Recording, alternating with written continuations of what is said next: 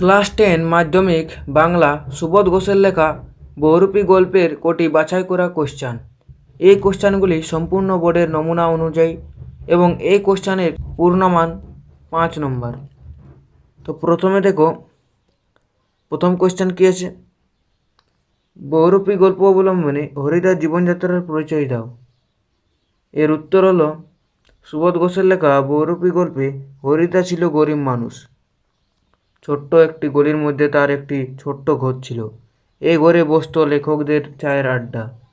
যদিও চা, চিনি, দুধ লেখকরা নিজেরাই আনতেন, হরিদা শুধু তার উনুনের আগুনে আঁচে জল ফুটিয়ে দিত। কোনো ধরাবাঁধা কাজ করার ক্ষেত্রে হরিদার প্রাণের মধ্যে যেন একটা বাধা আছে। ঘড়ির কাঁটার ধরে একঘেয়ে কাজ করা হরিদার পক্ষে কোনোদিন সম্ভব ছিল না। অভাবটা সহ্য করতে আপত্তি না থাকলেও একঘেয়ে কাজ করতে তার ভীষণ আপত্তি ছিল।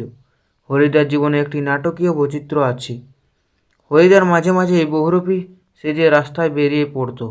কখনো পাগল, কখনো পুলিশ, কাবুলিওয়ালা, ফিরিঙ্গি সাহেব, আবার কখনো বাইজি সেজে তাকে দেখা যেত বিভিন্ন জায়গায়।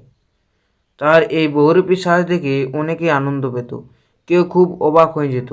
আর তার এই অপূর্ব সাজ দেখে যারা তাকে চিনতে পারত তারা কিছু দিত না, যারা চিনতে পারত না তারা 1 আনা 2 আনা পয়সা দিত। তারপরে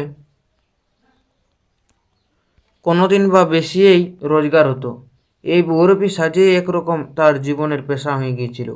এইভাবে শহরের জীবনের মাঝে মাঝে চমৎকার সব ঘটনা ঘটিয়ে ছদ্মবেশ ধরে বহুরূপী বেশ কিছু রোজগার করে হরিদার জীবন চলত। তো এই ছিল প্রথম প্রশ্ন। এবার দ্বিতীয় প্রশ্ন দেখা যাক। দ্বিতীয় প্রশ্ন কী আছে? হরিদার জীবনে সত্যি একটা নাটকীয় বৈচিত্র্য আছে। বহুরূপী গল্প অবলম্বনে মন্তব্যটি বিশ্লেষণ করো। এর উত্তর হলো, সুবোধ ঘোষের লেখা বহুরূপী গল্পে হরিদা ছিল অত্যন্ত গরিব মানুষ, কিন্তু ধারাবাঁধা ছকে জীবন কাটানো হরিদার পছন্দ ছিল না। তাই অভাবকে সঙ্গী করে তিনি জীবনের বৈচিত্র্য খুঁজতেন। বৈচিত্র্যের পেশাকে সঙ্গী করতে গিয়েই তিনি বহুরূপী সেজে গ্রাসাচ্ছাদনের চেষ্টা চালাতেন। হঠাৎ হঠাৎ সকাল কিংবা সন্ধ্যায় বিচিত্র ছদ্মবেশে পড়তে বের হতেন। কখনো বাস স্ট্যান্ডের কাছে উন্মাদের বেশে তাকে দেখা যেত, আবার কখনো শহরের রাজপথ ধরে বাইজির বেশে ঘুঙুর বাজিয়ে চলে যেতেন। শহরের নবাগত যারা হরিদাকে চিনত না তারা মুগ্ধ বিস্ময়ে তাকিয়ে থাকত, আর পরিচিতিরা তার কাণ্ড দেখে হেসে চলত। কখনো বোঁচকা কাঁধে বুড়ো কাবুলিওয়ালা, কখনো হ্যাট, কোট, প্যান্টুলুন পরা ফিরিঙ্গি সাহেব, এরকম অজস্র রূপে হরিদাকে পাওয়া যেত। এমনকি পুলিশ সেজে স্কুলের মাস্টারমশাইকে তিনি বোকা বানিয়েছিলেন। তার বিচিত্র এইসব সাজ আর তার সঙ্গে সঙ্গতিপূর্ণ আচরণের মানুষ কখনো হাসত, কখনো তারিফ করত, কখনো বা বিরক্ত হতো। আর হরিদার যা সামান্য বকশিস জুটত তাতেই তিনি তার ভাতের হাঁড়ির দাবি মিটিয়ে দিতে চেষ্টা করেন। কিন্তু এই দরিদ্রের মধ্যে হরিদা যেন মুক্ত প্রাণের আনন্দ খুঁজে দিতেন। তারপরে দেখো 3 নম্বর কোশ্চেন। 3 নম্বর কোশ্চেন কী আছে? এই শহরের জীবনে মাঝে মাঝে অদ্ভুত ঘটনা সৃষ্টি করেন বহুরূপী হরিদা। যে অদ্ভুত ঘটনাগুলি হরিদা ঘটিয়েছিল তা উল্লেখ করো। এর উত্তর হলো, হরিদা বহুরূপী বেশে শহরের জীবনের মাঝে মাঝে বিভিন্ন ঘটনা সৃষ্টি করত। একদিন হরিদা পাগল সেজে বাস স্ট্যান্ডের কাছে দাঁড়িয়েছিল, কিন্তু তাকে কেউ চিনতে পারেনি। হরিদা তখন যেন এক উন্মাদ যার মুখ থেকে লালা ঝরে পড়েছিল, চোখ কটকটে লাল, কোমরে তার ছেঁড়া কম্বল জড়ানো, গলায় টিনের কোটোর মালা ঝুলছে। যাত্রীদের দিকে সে মাঝে মাঝে তেড় যাচ্ছিল থানিট নিয়ে। এইরকমই একদিন পুলিশ সেজে দয়ালবাবুর লিচু বাগানে হরিদা দাঁড়িয়েছিল। সেখান থেকে 4 জন স্কুল ছাত্রকে সে ধরে। তারপর স্কুল মাস্টারমশাই এসে নকল পুলিশের কাছে ক্ষমা চেয়েছিলেন। তারপরেও 8 আনা ঘুষ দিয়ে স্কুল মাস্টারমশাই তার ছাত্রদের ছাড়িয়ে নিয়ে গিয়েছিলেন। আর একদিন সন্ধ্যায় দোকানের লোকজনের ব্যস্ততা আর মুখরতা যখন জমে উঠেছে, তখন হঠাৎ করে সবাই ঘুঙুরের শব্দ শুনতে পায়। তারা দেখে এক রূপসী বাইজি প্রায় নাচতে নাচতে রাস্তা দিয়ে চলে যাচ্ছে।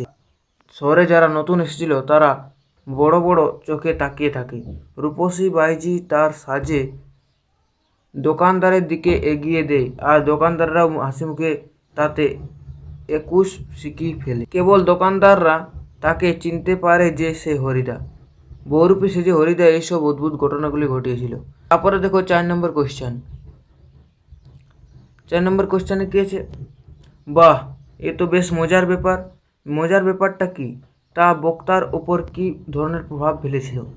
এর উত্তর হলো, বহুরূপী গল্পে জগদীশবাবুর বাড়ি এক সন্ন্যাসী এসেছিলেন। তিনি খুব উঁচু দরের সন্ন্যাসী, হিমালয়ের গুহাতে থাকতেন। সারা বছর একটা হরিতকি ছাড়া তিনি নাকি আর কিছুই খেতেন না। তার বয়স হাজার বছরের বেশি। জগদীশবাবু ছাড়া আর কাউকে তিনি পায়ে ধুলো নিতে দেননি। জগদীশবাবু একজোড়া কাঠের খড়ম সোনার বেলি লাগিয়ে দিয়েছিলেন। সন্ন্যাসীকে বিদায় দেওয়ার সময় জগদীশবাবু 100 টাকার একটা নোট জোর করে সন্ন্যাসীর ঝোলার মধ্যে ফেলে দিয়েছিলেন। এটাই ছিল মজার গল্প। তারপরে দেখো, সন্ন্যাসীর গল্প শুনে হরিদা প্রথম গম্ভীর হয়ে যায়। সে অনেকক্ষণ চুপ করে থাকে। হরিদা হতদরিদ্র, নির্দিষ্ট কোনো পেশায় সে নিযুক্ত ছিল না। আসলে ঘড়ির কাঁটার সঙ্গে সময় মিলিয়ে কাজ করা ছিল তার স্বাভাবিক বিরুদ্ধ। তাই মাঝে মাঝে বহুরূপী সেজে সে পয়সা রোজগার করত।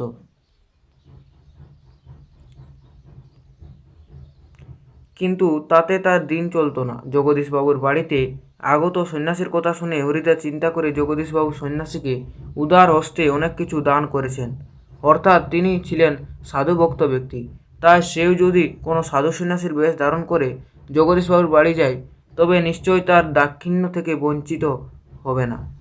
এই অভিপ্রায়ে হরিদা একদিন সত্যি সত্যি বিরাগী সেজে জগদীশবাবুর বাড়িতে উপস্থিত হয়েছিল। তারপরে দেখো 5 নম্বর প্রশ্ন। গল্প শুনে খুব গম্ভীর হয়ে গেলেন হরিদা। গল্পটি কী ছিল? হরিদার গম্ভীর হয়ে যাওয়ার কারণ কী ছিল? এর উত্তর হলো,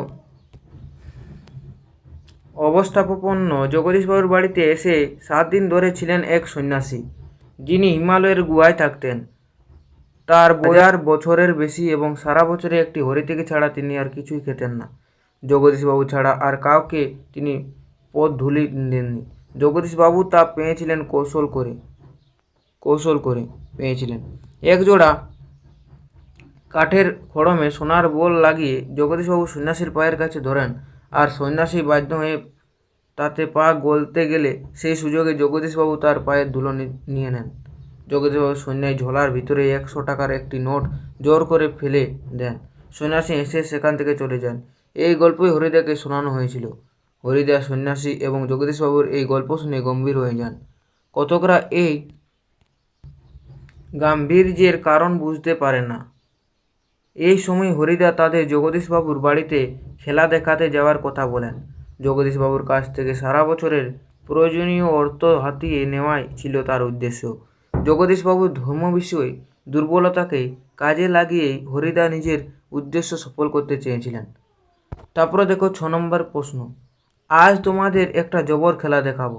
কে কাদের উদ্দেশ্যে কথা বলেছেন? সে কোন জবর খেলা দেখিয়েছিল? এর উত্তর হলো, বহুরূপী গল্পের কেন্দ্রীয় চরিত্র হরিদা কথক ও তার বন্ধুদের উদ্দেশ্য করে উক্তিটি করেছেন। বহুরূপী সেজে অর্থোপার্জন ছিল হরিদার নেশা এবং পেশা। ধর্মবীর জগদীশবাবুকে বোকা বানিয়ে নিজের জন্য মোটা অঙ্কের টাকা হাতিয়ে নিতে হরিদা তাই সাদা উত্তরীয় গায়ে দিয়ে হাজির হয় তার বাড়িতে। জগদীশবাবু হরিদার নিখুঁত ছদ্মবেশের কারণে তাকে চিনতে না পেরে বিনয় ও ভক্তিতে গদাগদ হয়ে যান। নিজেকে সৃষ্টির মধ্যে এক কষা ধুলি বলে উল্লেখ করে জগদীশবাবুকে নিচে নেমে আসতে বাধ্য করে কণ্ঠস্বরে গাম্ভীর্য, মুখমণ্ডলে প্রশান্তির ছবি ফুটিয়ে তুলেন হরিদা। নিজের সাজকে পূর্ণাঙ্গতা দান করেন। বিরাগবেশী হরিদা জানায় যে তার কোনো রাগ নেই, সে বিষয়ীর ঘরে থাকতে চায় না এবং সে সদ্য তীর্থ ভ্রমণে যাবে। তীর্থযাত্রার জন্য জগদীশবাবু হরিদাকে 101 টাকার থলি দিতে চাইলে সে তা স্পর্শ না করে বেরিয়ে আসে। কিন্তু হরিদা অর্থ গ্রহণ না করায় লেখক ও তার বন্ধুদের সন্দেহ হয়। যদিও হরিদার বাড়ি এসে তারা বুঝতে পারেন যে বিরাগীর বেশ ধারণ করেছিল। হরিদার এইরূপ হম্ববেশ ধারণ করে জগদীশবাবুকে ধোঁকা দেওয়ার কৌশলটিকে আলোচ্য প্রসঙ্গে জবর খেলা বলে উল্লেখ করা হয়েছিল। তো এই ছিল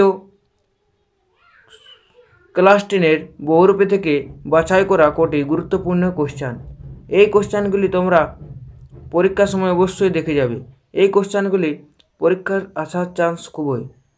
তো যদি তোমাদের এই ভিডিওটি উপকার হয়েছে তবে অবশ্যই এই চ্যানেলটিকে সাবস্ক্রাইব করে দেবেন।